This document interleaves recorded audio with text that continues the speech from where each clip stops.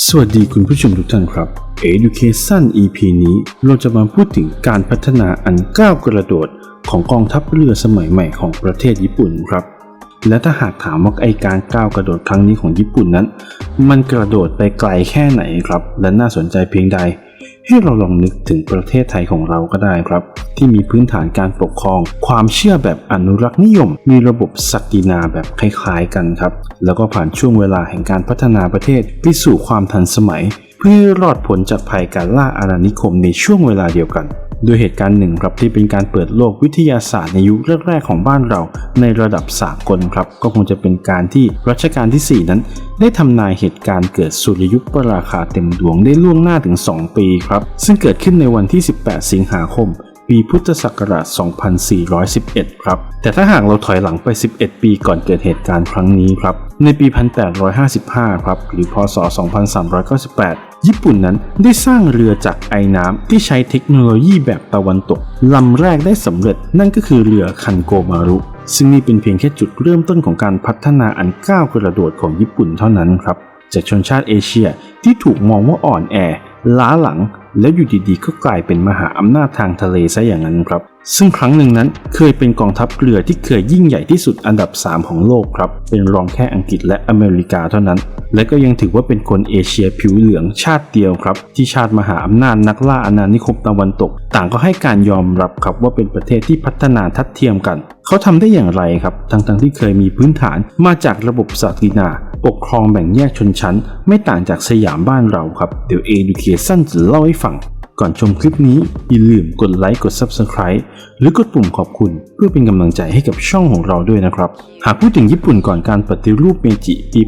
1867 ครับญี่ปุ่นนั้นปกครองด้วยระบอบศักดินาและมีความเป็นอนุรักษ์นิยมแบบสุดโต่งไม่ต่างจากสยามบ้านเราเลยครับหรือไม่เนี่ยก็อาจจะเข้มข้นกว่าบ้านเราด้วยซ้ำครับซึ่งหากมองญี่ปุ่นในยุคก่อนหน้านั้นจากสายตาของผู้ล่าอาณานิคมก็คงไม่ต่างจากประเทศอื่นๆในโซนอินโดแปซิฟิกครับแต่ใครจะรู้ล่ะครับว่าประเทศหมู่เกาะที่ปิดตัวเองแบบนี้จะพบกับความเปลี่ยนแปลงอย่างฉับพลันครับเมื่อการมาถึงของกองเรือดำสหรัฐ4 ลำภายใต้การบังคับบัญชาของพลเรือจัตวาแมทธิวซีเพปรี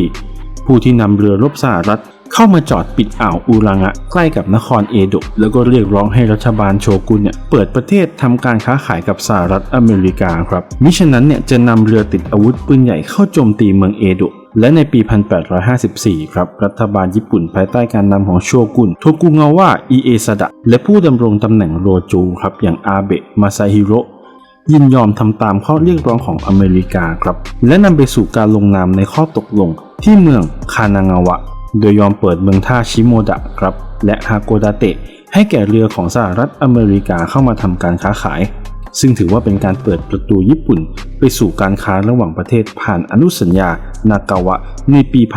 1854 ครับและตามมาด้วยสนธิสัญญาไมตรีและการพาณิชย์ระหว่างอังกฤษญี่ปุ่นในปี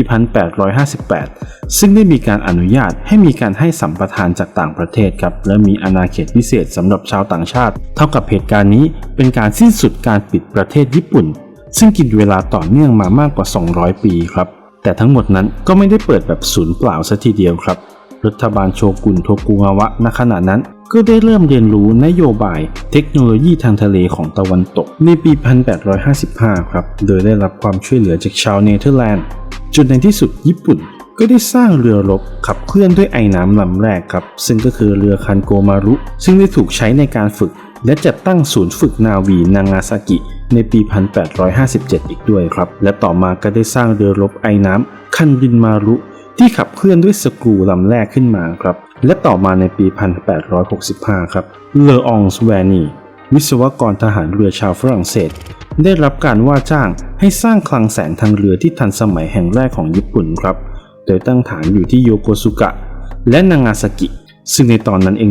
กองทัพเรือญี่ปุ่นนั้นถือได้ว่าเป็นกองทัพเรือที่ใหญ่ที่สุดในเอเชียตะวันออกครับโดยมีเรือรบไอน้ำแบบตะวันตกมากถึง 8 ลำโดยมีเรือธงเป็นเรือไคโยมารุซึ่งต่อมาครับก็ได้ใช้ต่อต้านกองกำลังของจักรวรรดิในช่วงสงครามโบชินโดยเป็นสงครามที่ฝ่ายองค์จักรพรรดินั้นถือโอกาสเข้าโค่นล้มอำนาจของตระกูลโทกุงาวะโดยความขัดแย้งครับสิ้นสุดลงที่ยุทธนาวีแห่งฮาโกดาเตะซึ่งเป็นการรบทางเรือสมัยใหม่ขนาดใหญ่ครั้งแรกของญี่ปุ่นครับ และก็จบลงด้วยความพ่ายแพ้ของกองกำลังโทกุงาวะในเวลาต่อมาซึ่งจุดเริ่มต้นของการเปลี่ยนแปลงครั้งใหญ่นี้ครับก็ได้นำไปสู่ปัญหาการเมืองภายในของญี่ปุ่นเป็นอย่างมากเพราะการเปลี่ยนแปลงครั้งนี้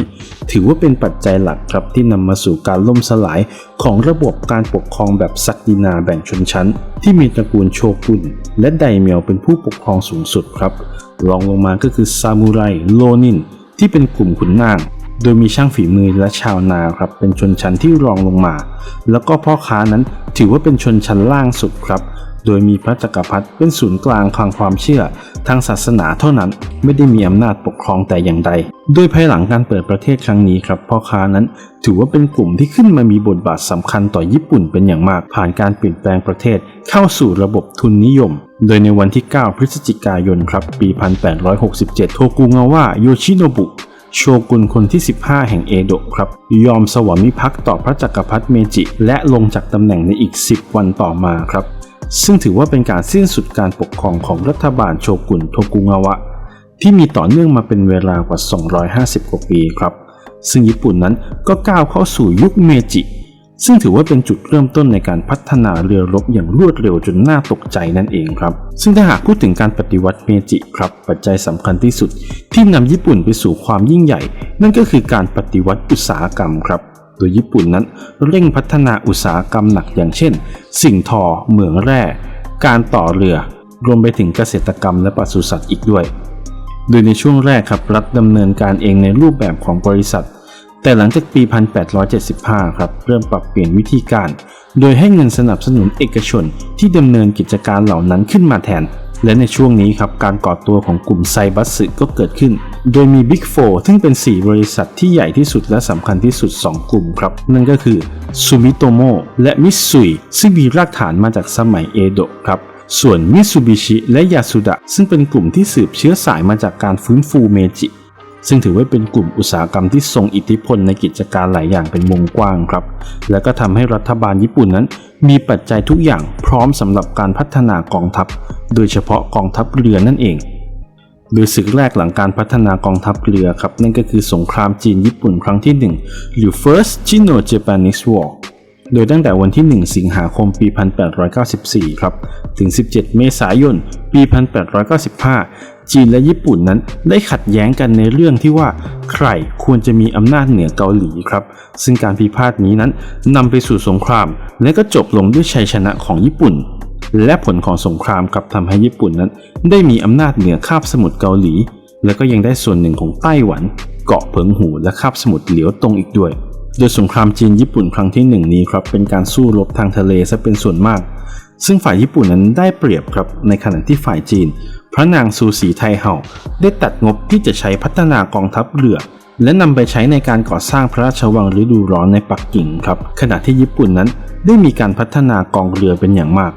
แม้ว่าจำนวนทหารจากฝ่ายจีนจะมีจำนวนเยอะกว่ามากครับแต่ก็ไม่อาจเอาชนะกองเรือญี่ปุ่นที่ถูกสร้างและฝึกโดยชาวตะวันตกครับทำให้เรือรบฝ่ายจีนนั้นด้อยกว่าญี่ปุ่นอย่างเห็นได้ชัดซึ่งความพ่ายแพ้อย่างต่อเนื่องนี้เองครับจึงทำให้จีนนั้นตัดสินใจยอมแพ้และทำสัญญาสงบศึกกับญี่ปุ่นโดยวันที่ 17 เมษายน ปี